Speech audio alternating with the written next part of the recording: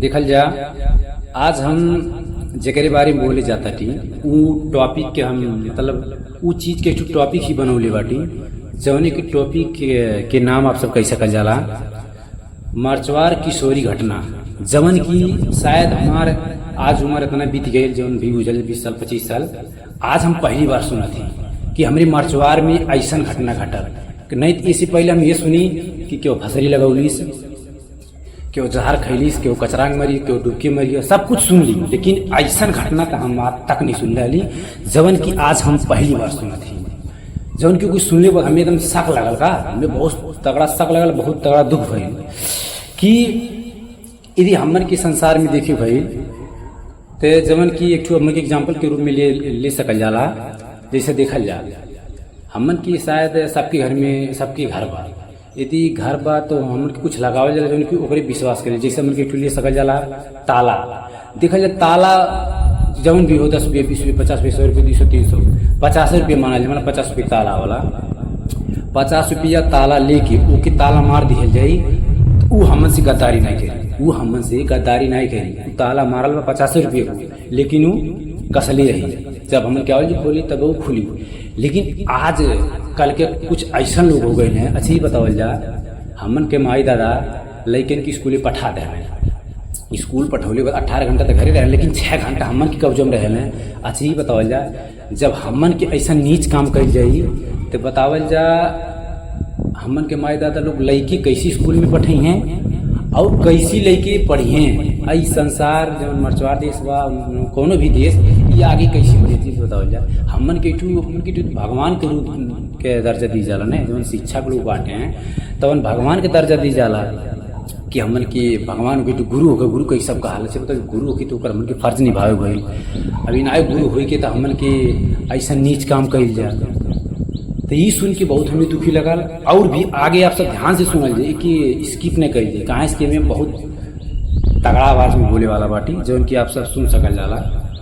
और देखा जाए ये घटना के तो होला नहीं, आर्टिस्ट लोग होने कि मतलब यह पिक्चर में की काम कहले बा तो सबके हम नाम बताओ चाहती आप सबके कि घटना में की समय सब केना जनी नाम खुलासा भइल बा, केना जनी बाकी वो तो ना जान मिली, लेकिन जना जनी खुलासा भइल बा उ सबके हम बतावती देखल जाए। यह घटना के जौन बाटे एक्टर लोग एक जन लिख सकल हमन के मनोहर चौधरी जौन की इका तो कोटहीमाई के शिक्षा प्रमुख हो हैं, जौन की हमन की उनके बहुत बड़ा इज्जत व बहुत बड़ा सम्मान रहा। इनकी बताओ जब बनावत कितना समय लगल 25-30 साल बीत गए तब जाके वो मुकाम हासिल किए न थू लड़की लोक सेवा लड़की। अब बतावल जो कि 2 मिनट में वो सब रफा दफा हुई है। अच्छी ही बतावल जा भगवान सब कुछ दे लाटे, उनके अच्छी पत्नी भी बाटी, अच्छा परिवार बाटे, ये कुल छोड़ के करत के उनके शर्म नहीं रहे। पहले उनके सोचे लग रहा है कि हम ही करत ही तो ये कैले बात का हुई, कम से कम सोचे लग रहा है। दूसरा बात का हो, दूसरा बाटे मुकेश चौधरी जो उनकी पत्रकार हैं, जो उनकी सब पहला पत्रकार लोग ऐसा अच्छा खबर फैलाई है कि जौन केहू नहीं जाने को जान जाए। मर्चवार तो देखा जाए जब पत्रकार बनाने सुन तो कहा कौन वादा करें कहने देखा जाए हम ऐसे काम करेंगे कि पूरा मर्चवार की हम रुख बदल के रख देंगे। अब आज सही बा ऐसा काम करें पूरा मर्चवार के रूप बदल के रख देना, जौन की ऐसा काम शायद कोनो मीडिया वाला कैले ही नहीं, जो ये काम कह देना है तो शायद कोनो मीडिया वाला काम कैले ही नहीं। तो आज तो मानी पड़ल कि ऐसा कांड मर्चवार में अब तक भैले नहीं, लेकिन यार कई के दिखाई दे वाह। और दूसरा बात का होकर यानी के बिक्कू पांडे यानी वाटा दच के लड़का होगा जो कि हमन की एग्जाम्पल रूप में कह सकल जाला कि बनी बाप के बिगड़ी औलाद। अब इनके दादा वाटा दच हो गए ना तभी एकदम आगे एकदम जहाँ चलिए तहाँ आगे छीट कर चलिए। अब इनका दादा हमारे इतना हो गए कि पूरे 20 से हिल है नहीं लगते बाटे हमारे गैंग में एना शामिल हो गए। 3 जनी खुलासा भइल बा। अब बाकी खुलासा कहिए वही कहिए इतना पता बा। आप सुना जाए ध्यान से।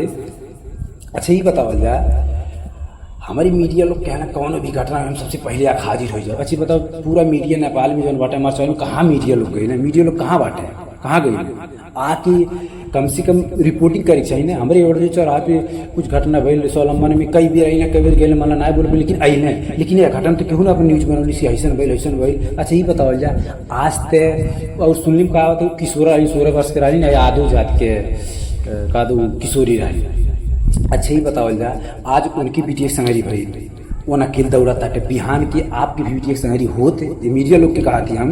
अच्छा आपकी बेटिया लोग के संगरी भइल होते यदि तो आप कैसे चुप रह जा? अब ले आप कहाँ से कहाँ पुगा दिया गए होते न्यूज सब ये हो गया वो हो गया ये हो गया, लेकिन आज हम चुप बाटी कहाँ चुप बाटी? अब आप जाना जा, आप सब जाना जा और की जानी तब मैं बता सकी ना। और दूसरा बात का बा कि यदि हमन की भी कदम ना उठाल जी ना रखल जाए जो हमन की बाटी किशोरा लोग मरचवार के जो जनता बाटे पब्लिक बाटे तो आज उनकी संग बिहान के आप सबके संग सबके घर के बाल बच्चे पढ़ाते बाटे ऐसे हुई तो बताओ जाए ऐसे यदि हुई तो बिहान के स्कूल भी बंद हो जाए, स्कूल नहीं चली नहीं इंस्टीट्यूट से कुछ नहीं कहा कि सबके ऊपर से विश्वास उठ जाए।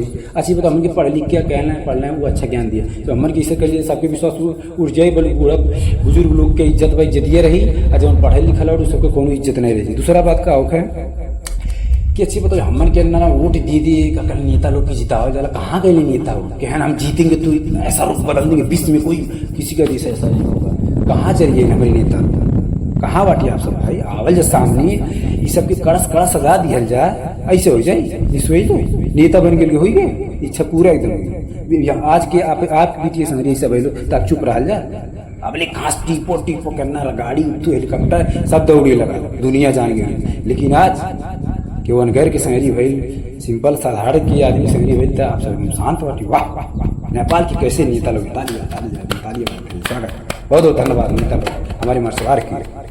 और सुनल जाए और हम जनता लोग के का कहल चाहती यदि आप सब आज नहीं बोलल जाए कुछ आके तो बिहान के आपकी बेटिया बहन के साथ ऐसे हो सकल है। हमारे हम आप सब का मरचवार के जितना जनता बाटे सब भी आवल जाए सामने और कुछ न कुछ बात कहल जाए इस सब के ऐसा कार्रवाई हो कि क्यों कैलिस पहले जी क्यों सोचा ऐसा करल तो कैलिस पहले कोमम चल जगह तुरंत मरी जाए वीडियो ऐसा ऐसा बनावल जाए आप सब कि देख के रूह काँप जगह। आइए सामने लास्ट में यह कहा चलब कि सबके ऐसा का कहना है सजा दिया जाए ये सबके सजा सुन के रूह काँप जगह एकदम सपोर्ट कर जाए एकदम शेयर लाइक कमेंट एकदम तक ऐसा मारल जाए कि पूरा एकदम मरचवार हिल जाए। धन्यवाद।